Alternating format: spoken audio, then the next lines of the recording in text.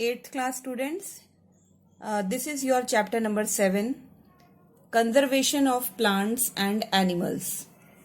These are NCERT solutions of this chapter. First question is fill in the blanks.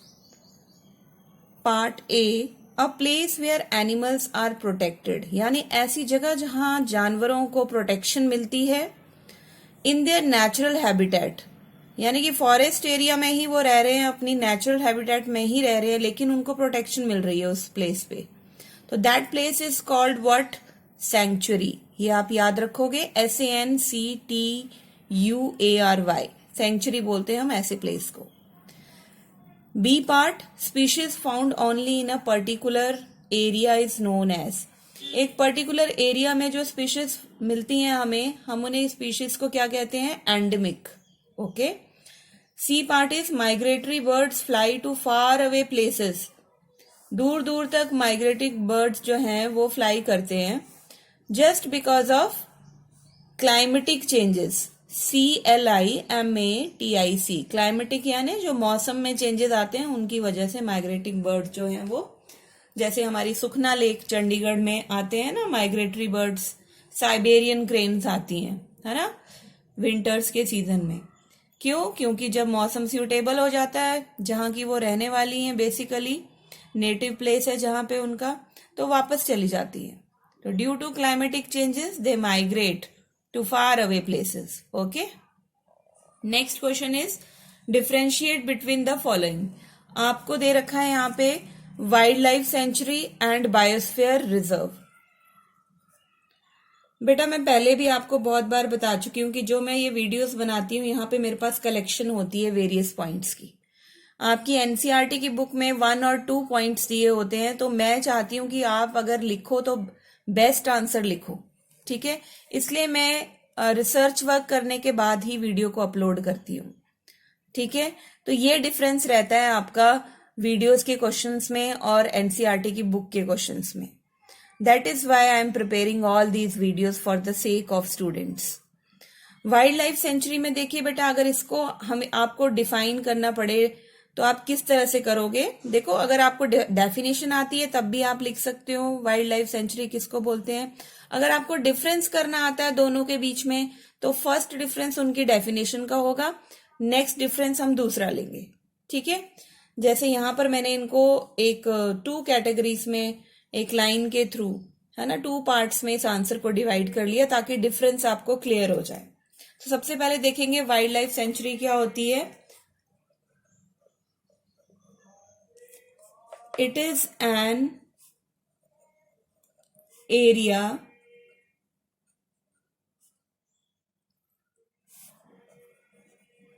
With in which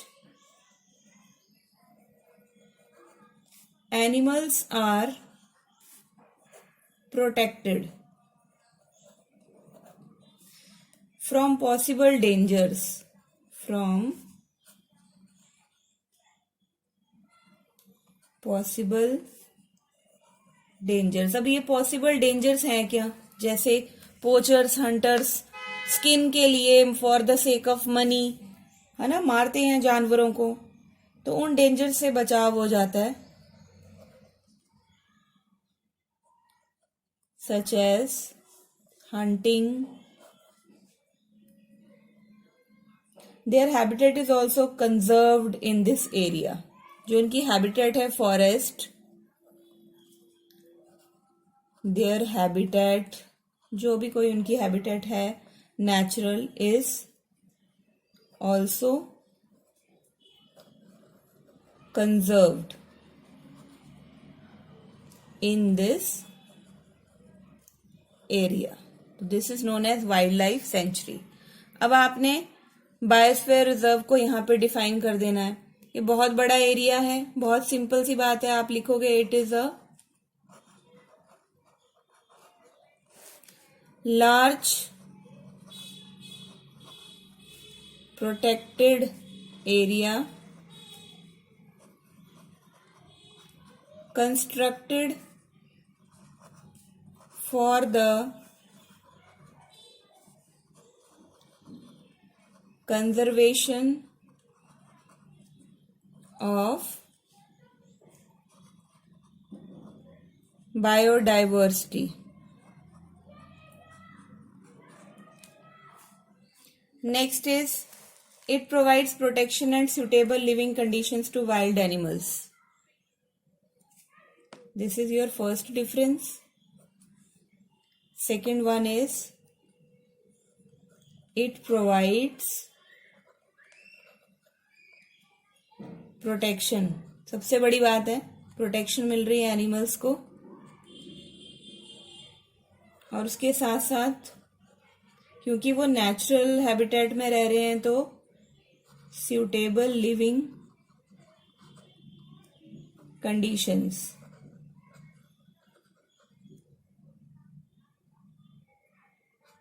to wild animals.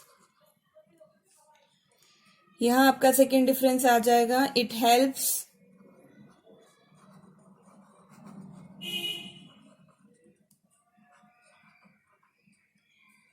in the conservation of various life forms such as plants,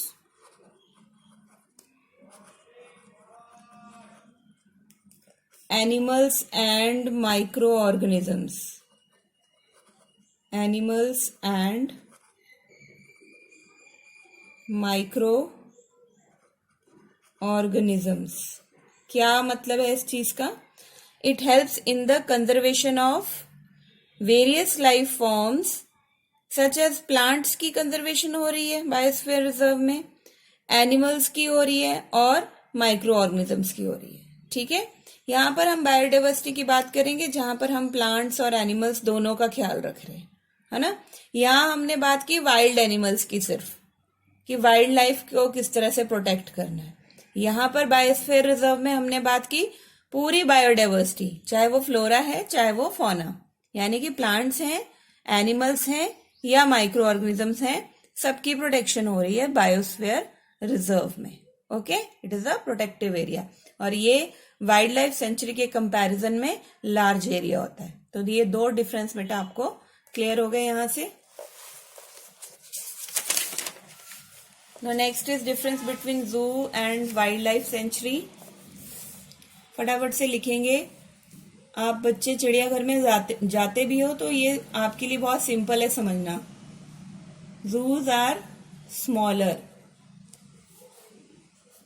places having some animals.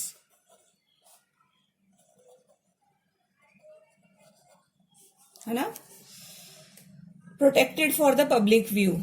किस लिए protect किया जाता है उनको? ताकि public देखे. Protected for the public view. Next is wild life sanctuary. These are larger places having wild animals.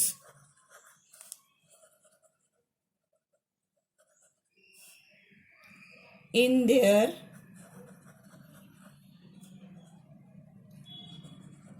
natural habitat. बहुत ज्यादा स्पेस होती है वाइल्ड लाइफ सेंचुरी में एज कंपेयर टू जू, जैसे अभी पीछे हमने पढ़ा, और ये नेचुरल हैबिटेट है. जू में तो आपको एक स्मॉल प्लेस मिलेगा ना जहां पे for the sake of public view रखा गया है एनिमल्स को, लेकिन ये नेचुरल हैबिटेट है. फॉरेस्ट एरिया है तो फॉरेस्ट एरिया ही है. ठीक है, सेकंड इसका डिफरेंस है. It is an artificial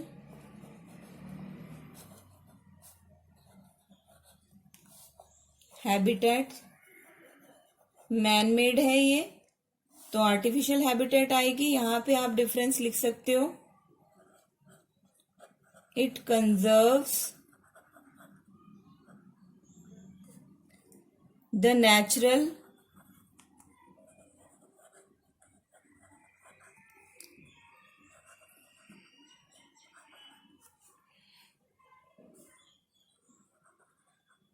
habitat of animals. Third point is zoo provides protection only, है ना? Zoo provides protection only, whereas wildlife sanctuary, it provides protection and suitable living condition to wild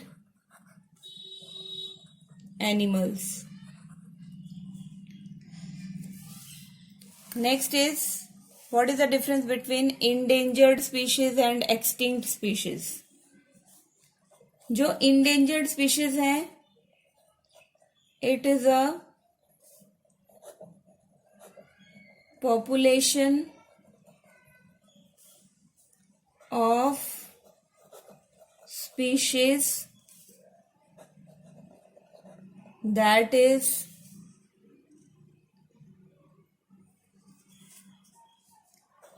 on the verge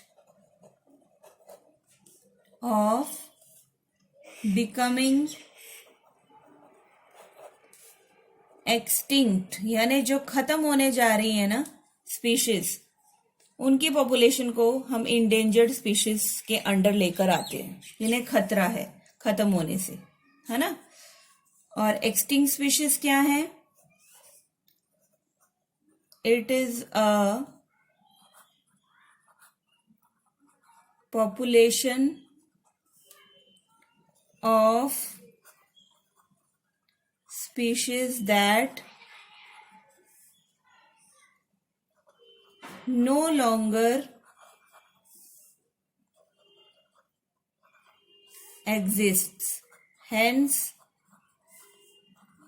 it is extinct. ये है ही नहीं, खत्म हो चुकी है. जैसे मैं एग्जाम्पल देती हूँ आपको, डोडो, है ना? डोडो एक पक्षी है, वो पूरी तरह से, है ना, पूरी तरह से वो खत्म हो चुका है, अब हमें देखने को ही नहीं मिलता, तो उसकी स्पीशीज एक्सटिंक्ट स्पीशीज है.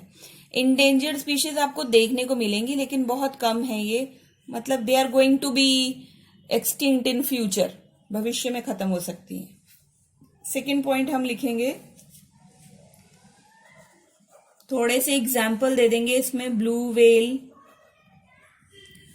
Tiger, leopard, etc. These are the examples of endangered species. Next one is extinct में जैसे मैंने आपको एग्जाम्पल दिया डोडो, then passenger pigeon,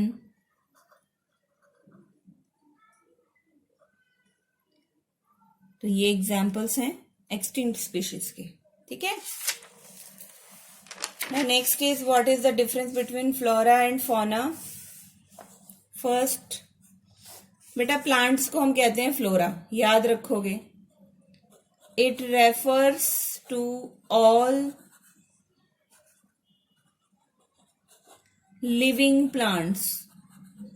सारे प्लांट्स की जब हम बात करते हैं ना, तो उसको हम एक नाम देते हैं बायो में, उसको हम फ्लोरा कहते हैं, इन अ पर्टिकुलर एरिया. और फौना की अगर हम बात करें ना, it refers to all animals, यानी एनिमल्स की बात करेंगे तो उसको क्या बोलेंगे? Fauna. Living in a particular area. अब फ्लोरा की एग्जाम्पल्स साल, टीक, मैंगो, है ना। और फौना की example leopard, wolf, wild dog etcetera. ठीक है, अब यहां पर मैं आपको एग्जाम्पल दूंगी।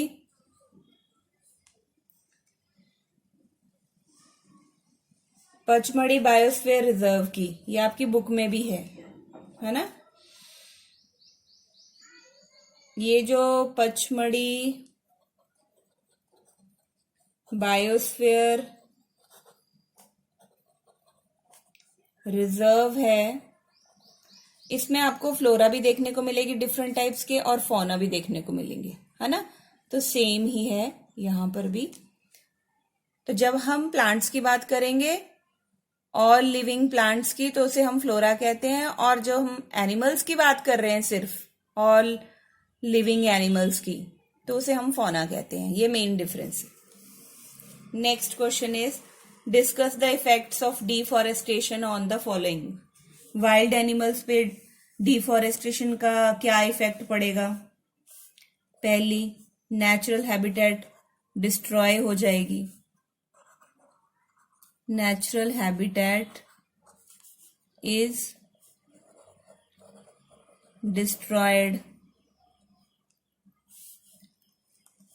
दूसरा इफेक्ट क्या पड़ेगा? Herbivores animals source of nutrition is reduced, है ना। Source of nutrition for herbivores animals is reduced. तीसरा, no place for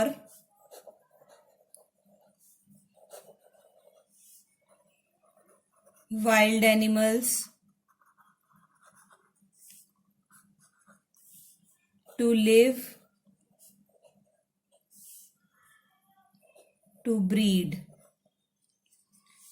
चौथा, due to this many animals are at the verge of extinction. खत्म हो जाएंगे भाई, जब जंगल के जंगल कट जाएंगे तो एनिमल्स की वैरायटीज भी खत्म हो जाएंगी। तो these are the effects on wild animals of deforestation के, है ना। नेक्स्ट इज एनवायरमेंट पे डिफॉरेस्टेशन का क्या फर्क पड़ेगा? फर्स्ट पॉइंट इज जो इकोलॉजिकल इन्वायरमेंटल बैलेंस है वो डिस्टर्ब हो जाएगा। सबसे पहली बात तो यही है, इसमें हर चीज आ जाएगी, आपका गैसियस साइकिल, वाटर साइकिल, है ना। CO2 जो है, अगर पेड़ नहीं होंगे, डिफॉरेस्टेशन है, कटिंग ऑफ ट्रीज है, तो इन्वायरमेंट में ट्रीज के ना होने से carbon dioxide is not absorbed, और इससे होगा क्या? Causes global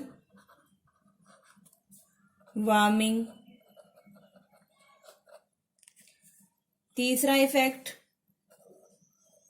water cycle is disturbed. क्यों? पेड़ ही नहीं होंगे तो ट्रांसपिरेशन का रेट भी कम हो जाएगा, कम वेपर्स जाएंगे एयर में, तो water cycle is disturbed. Now next is, अगर डिफॉरेस्टेशन होती है तो जो ड्रॉट्स हैं, ठीक है, वो ज्यादा बनते हैं, क्योंकि reduced rainfall causes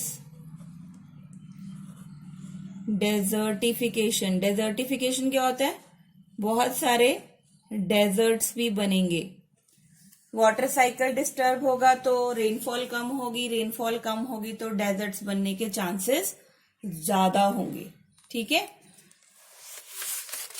अब हम करते हैं नेक्स्ट, विलेजेस पे क्या असर पड़ता है।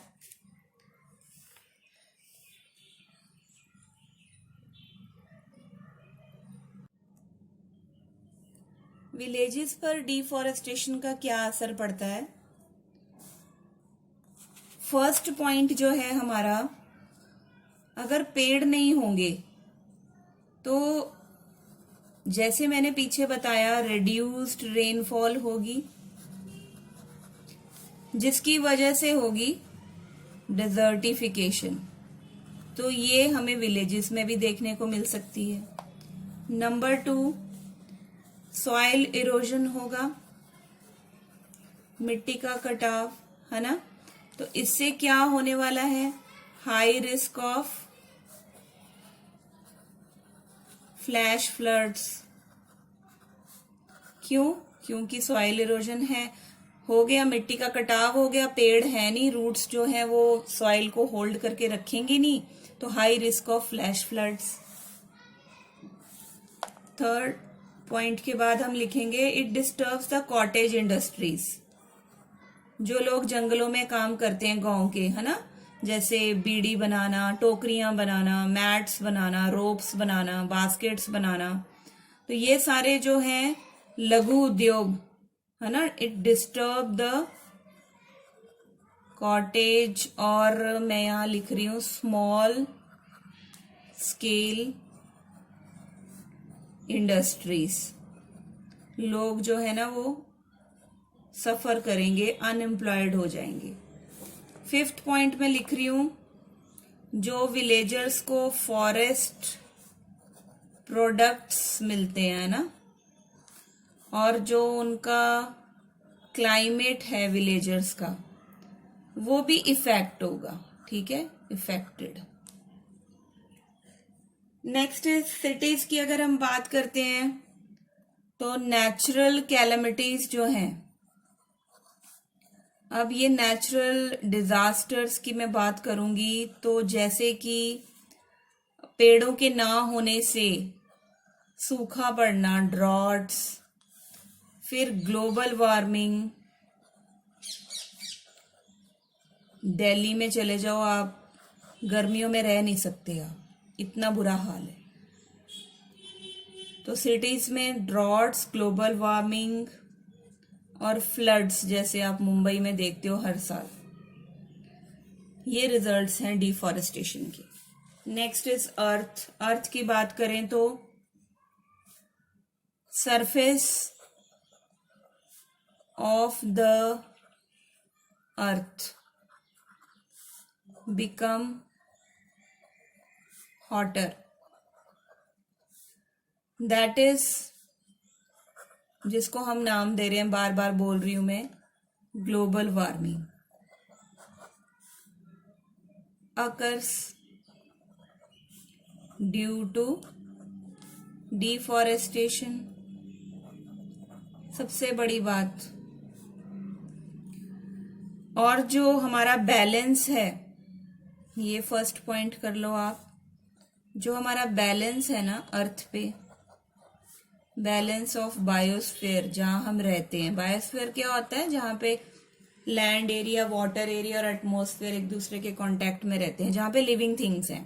Balance of biosphere is disturbed. Next generation की अगर हम बात करते हैं तो नेक्स्ट जनरेशन में बेटा, अगर हम पेड़ नहीं होंगे, डिफॉरेस्ट, कटिंग ऑफ फॉरेस्ट ऐसे चलती रही, तो we are not able two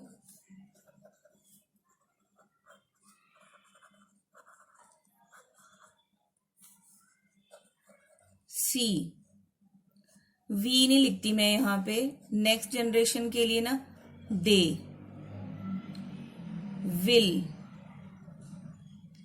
will not able to see the flora यानी प्लांट्स एंड फौना। क्योंकि अगर जंगल ही नहीं रहेंगे तो प्लांट्स और एनिमल्स की वैरायटी भी खत्म हो जाएगी. Next generation will face problems like pollution,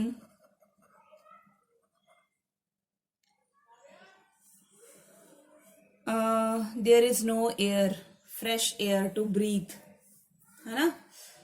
सबसे बड़ी बात, जितने भी नेचुरल रिसोर्सेज है ना, वाटर है, सॉइल इरोजन हो जाएगा डिफॉरेस्टेशन के कारण, है ना. वाटर साइकिल डिस्टर्ब होगा. तो जो natural resources like soil, water, coal और पेट्रोलियम भी लिख लेते हैं, कोल एंड पेट्रोलियम, क्योंकि ये भी coal is the result of dead plants, है ना. एंड पेट्रोलियम ये ऑर्गेनिज्म का रिजल्ट है. These natural resources like soil, water, coal and petroleum will become very less for next generation. Very important question. Next is what will happen if, क्या होगा, we go on cutting trees, अगर पेड़ ही काटते रहेंगे. तो पहला point है soil erosion. बच्चे इसको एक्सप्लेन कर लेना according to the marks of the question. Next is desertification, deserts बनना. Third one is flash floods occurs, then droughts, then disturbed ecological balance of nature. B part is the habitat of an animal is disturbed. What will happen? क्या होगा अगर animals की रहने की जगह को हम डिस्टर्ब करेंगे, है ना. एनिमल्स क्या करेंगे, उनका शेल्टर जा सकता है ना. क्या होगा, animals loss their shelter, food and protection. Many animals extinct, बहुत सारे एनिमल्स खत्म हो जाएंगे. Without their habitat the animals could get killed by other animals. और जो उनको शेल्टर मिलती थी, प्रोटेक्शन मिलती थी, अगर वो खत्म हो गई तो कुछ ऐसे एनिमल्स भी होंगे जो दूसरे एनिमल्स के द्वारा मार दिए जाएंगे. Next C part is the top layer of soil is exposed. जो सॉइल की टॉप लेयर है बेटा, सबसे ऊपर वाली लेयर है ना, जो हमें दिखती है, अगर वो उसके ऊपर से हम ह्यूमस निकाल दें, है ना, ह्यूमस की जो लेयर है उसको निकाल दें, ये एक्सपोज हो जाए, बाहर आ जाए टॉप लेयर, तो फिर क्या होगा, व्हाट विल हैपन देन. इसका आंसर में आप लिखोगे the lower layer of soil which is hard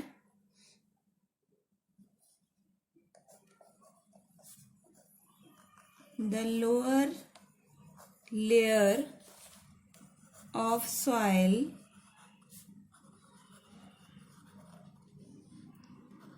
which is hard and rocky in nature. This type of soil is less fertile. This type of soil is less fertile. ये less fertile होगी, obvious है, rocky है और hard है तो fertile भी कम होगी. And of all, it contains less humus, है ना, fertile नहीं होगी ये. कंटिन्यूड सॉइल इरोजन, और अगर एक्सपोज होने के बाद कंटिन्यूड सॉइल इरोजन होता है, it results in desertification, desert बन जाएंगे। ठीक है, नेक्स्ट क्वेश्चन देखते हैं। Answer in brief, why should we conserve biodiversity, हमें बायोडाइवर्सिटी को क्यों बचाना चाहिए। बायोडाइवर्सिटी होती क्या है, different kinds of plants and animals, variety of plants and animals. It is necessary to maintain the balance of nature, क्योंकि अगर तरह तरह के हमारे पास होंगे प्लांट्स एनिमल्स, तभी हम नेचर का बैलेंस जो है उसको बचा सकते हैं, मेंटेन कर सकते हैं। तो फर्स्ट पॉइंट आएगा, इट इज नेसेसरी, क्यों जरूरी है, टू मेंटेन द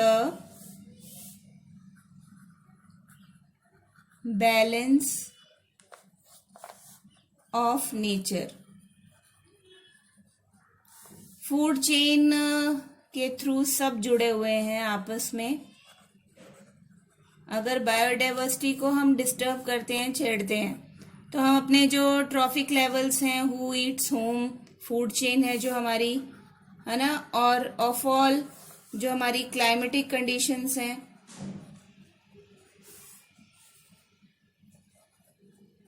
इन सब का बैलेंस जो है उसको बचाना बहुत जरूरी है। इसीलिए हमें बायोडाइवर्सिटी को कंजर्व करना चाहिए। सो पॉइंट्स में ना लिखकर ऐसे ही आप आंसर लिखोगे। So we should conserve it from becoming extinct. Okay, this is your answer. Next is protected forests are also not completely safe for wild animals. Why? जो हम जंगल बचाते हैं, है ना, वो completely safe नहीं है wild animals के लिए, protected forest। ऐसा क्यों? Because people who live near the adjacent forest, यानी जो लोग रहते हैं फॉरेस्ट के पास, they use resources from the forest to fulfil their own requirement, और इसी चक्कर में जो वाइल्ड एनिमल्स हैं, they are killed. What is the answer? Because people who live near, और एडजेसेंट का मतलब होता है साथ में, adjacent to forest use resources from forest to fulfil their own requirements. In this process, wild animals are killed.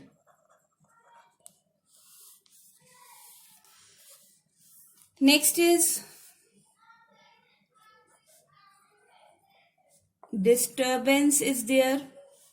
B part में ही आप इसको फर्स्ट पार्ट कर लीजिए। Second, disturbance is there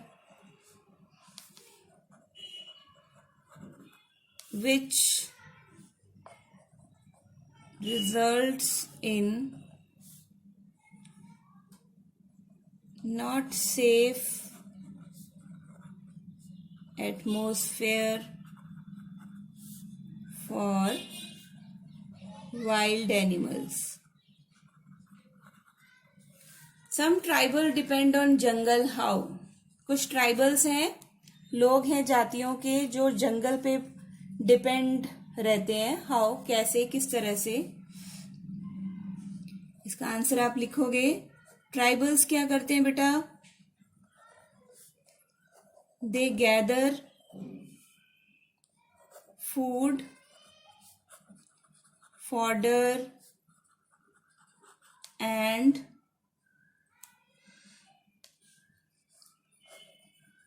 fallen branches. इन सबको पेड़ों की जो ब्रांचेस गिरी होती हैं उन्हें इकट्ठा करते हैं लकड़ियों के लिए। कहाँ से? From forest. हेंस इतनी सारी चीजें उन्हें चाहिए। They depend on forest for their daily requirements. Medicinal plants भी आप इसमें ऐड कर सकते हो, ठीक है, लेंदी करने के लिए। वो लोग वहीं से लेते हैं, फॉरेस्ट एरिया से। Next question, what are the causes and consequences of deforestation? तो कॉजेज में मैं पहले लिखूंगी फर्स्ट, डिफॉरेस्टेशन की क्या कॉजेज हो सकते हैं। सबसे पहले ग्रोइंग अर्बनाइजेशन, जो शहरीकरण हो रहा है, शहर बन रहे हैं, और जो इंडस्ट्रीज लग रही हैं, industrialization first reason. Second one is increasing population. अगर पॉपुलेशन बढ़ रही है ना, तो there are more needs are there, तो उनको फुलफिल करने के लिए डिफॉरेस्टेशन किया जाता है। फिर नेचुरल रीजंस भी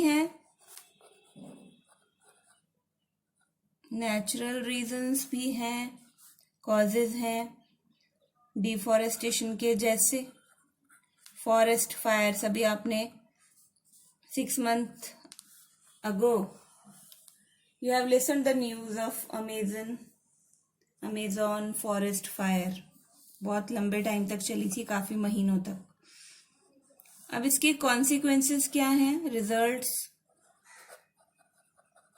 अगेन वेरी इजी, बार बार वही पॉइंट्स हमारे आ रहे हैं। क्या होगा? डिफॉरेस्टेशन से soil erosion, depletion of ground water. पेड़ ही नहीं रहेंगे तो किस तरह से ग्राउंड वाटर एब्जॉर्ब होगा। Third one, water cycle effect होने से ड्रॉट्स की कंडीशन बनेंगी। सॉइल इरोजन होने से फ्लैश फ्लड्स आएंगी। और सबसे बड़ा जो हम लोग फेस कर रहे हैं, आगे भी करने वाले हैं, वो है अर्थ का टेम्परेचर बढ़ रहा है डिफॉरेस्टेशन का के कारण। दैट इज ग्लोबल वार्मिंग को फेस करना पड़ सकता है। तो दीज आर द रीजंस। अगर आपको 5 marks में आता है, आप इन सारे पॉइंट्स को इलेबोरेट कर सकते हो। Next question is what is red data book? It is a source book that maintains an international list of all endangered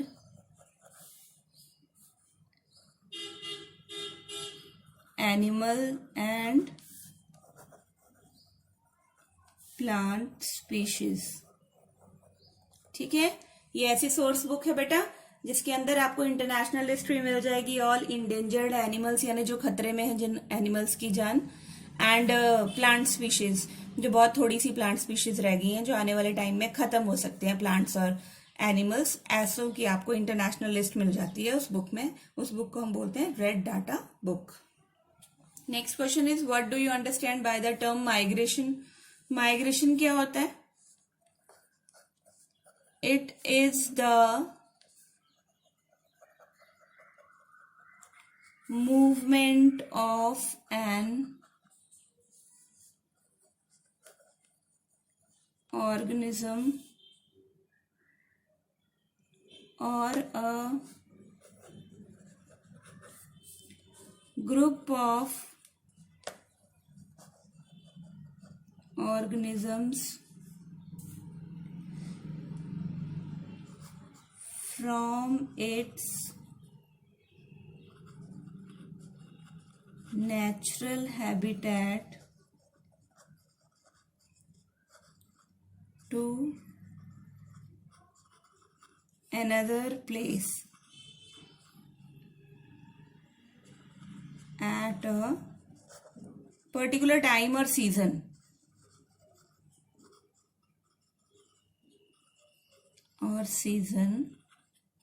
every year. आप लोग चंडीगढ़ में देखते हो ना, सुखना लेक में साइबेरियन क्रेन्स हर साल आती है विंटर्स में, और जब क्लाइमेटिक कंडीशंस चेंज हो जाती हैं उनके नेचुरल हैबिटेट में वापस चली जाती हैं. तो this is known as migration. Next one is, in order to meet the ever increasing demand in factories and for shelter, trees are being continually cut. काटे जा रहे हैं पेड़, है ना. इंक्रीजिंग डिमांड हो रही है, फैक्ट्रीज लगानी है, घर बनाने, बिल्डिंग्स बनानी, मॉल्स बनाने हैं. Is it justified to cut trees for such projects? क्या ये सही है? No, it is not justified to cut trees, okay, for such projects,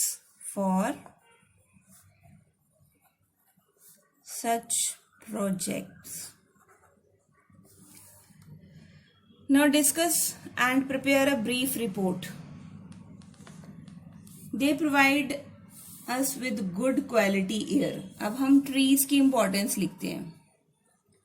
trees are very important. क्यों नहीं हमें उन्हें काटना चाहिए? बिकॉज, पॉइंट में लिख लो, they provide us with good quality of air.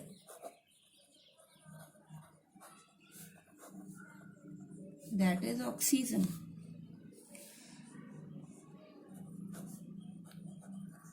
They absorb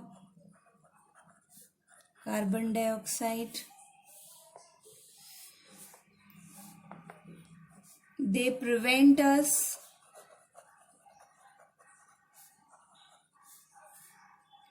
from heating. गांव का मौसम क्यों अच्छा होता है? क्योंकि वहां पे पेड़ ज्यादा होते हैं, है ना. शहरों में तो देखने को नहीं मिलते. फिर सबसे बड़ी बात, दे प्रिवेंट सॉइल इरोजन.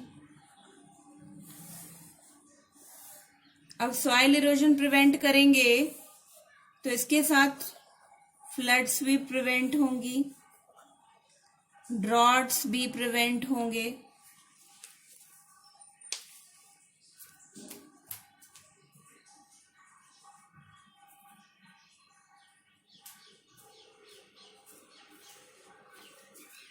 और दे इंक्रीज बायोडाइवर्सिटी. जितने ज्यादा पेड़ होंगे ना तो उसमें भी फर्क पड़ेगा. दे increase the variety, they increase the biodiversity. ये बेटा मैं पॉइंट्स में लिख रही हूँ, आपके लिए इजी है याद करना. 6, they increase the underground water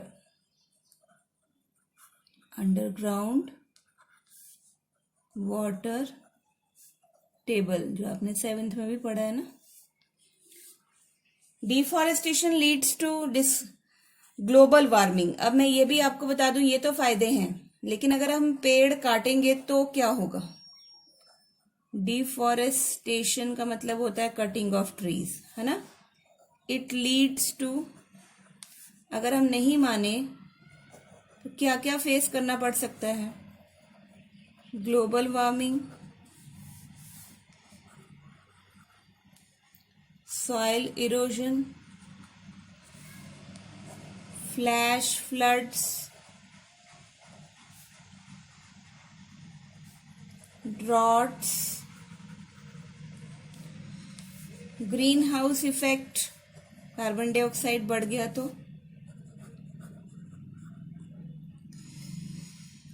green house effect, then many more problems, many more problems. The destruction of forest will disturb the nature balance. Deforestation से balance of nature will disturbed. Many more points you can add in this also. Next, question number 7. How can you contribute to the maintenance of green wealth of your locality? Make a list of actions be taken by you. तो first में लिखना चाहूंगी we can grow more plants, trees. Very good idea. Second one, by causing awareness, taking care of green wealth, जो plants हैं हमारे, trees हैं, उनका ध्यान रख के। Then by stop cutting trees,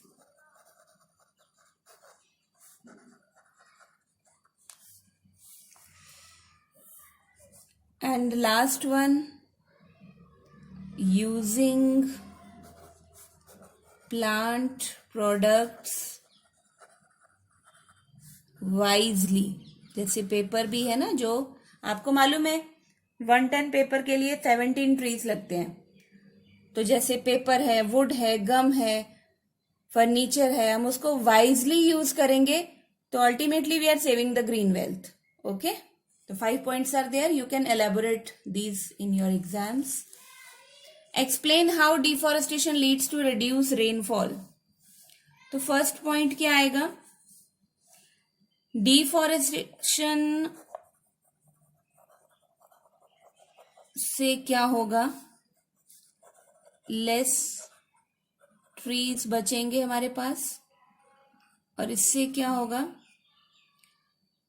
reduced transpiration,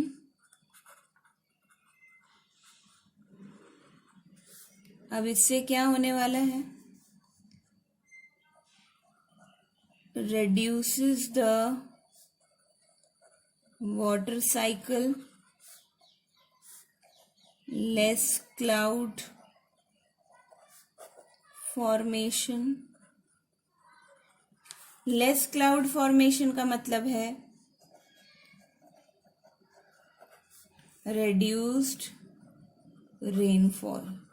ये मैंने फ्लो चार्ट आपको दे दिया है ना। ट्रांसपिरेशन क्या होती है? जब वाटर हमारा प्लांट से जाता है वेपर्स के रूप में, है ना।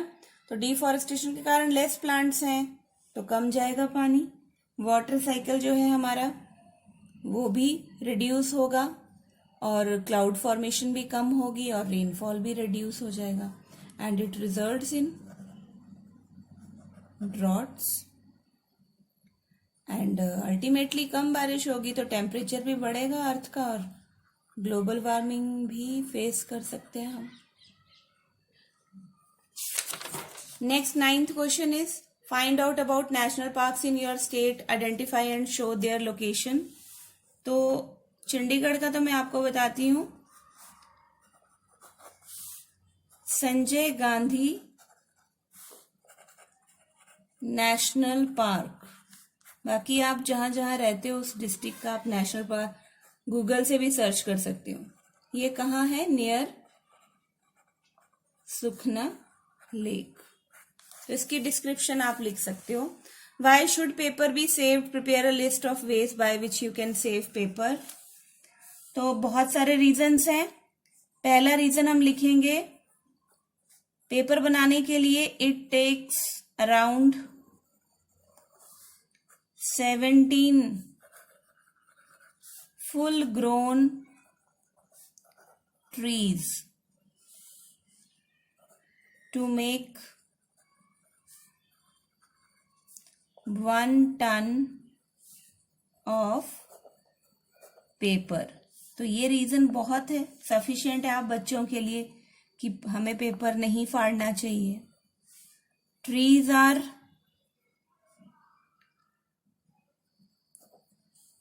important, so we have to save paper for fresh air, wood, forest products। इन सब चीजों के लिए हमें पेड़ों को बचाना होगा, तो पेपर को वाइजली यूज करना पड़ेगा। Third,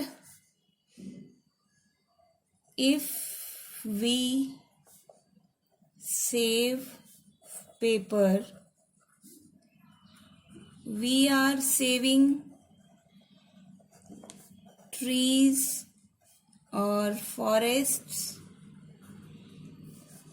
ultimately we are saving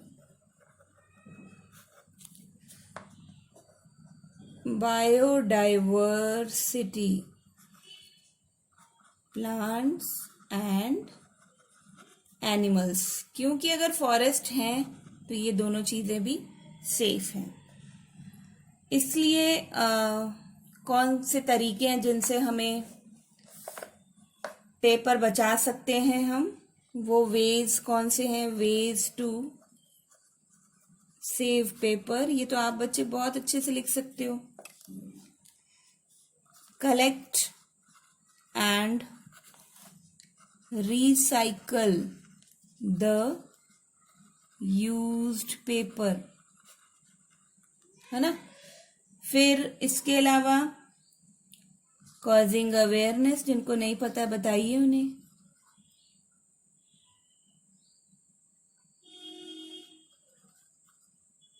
Then avoid wastage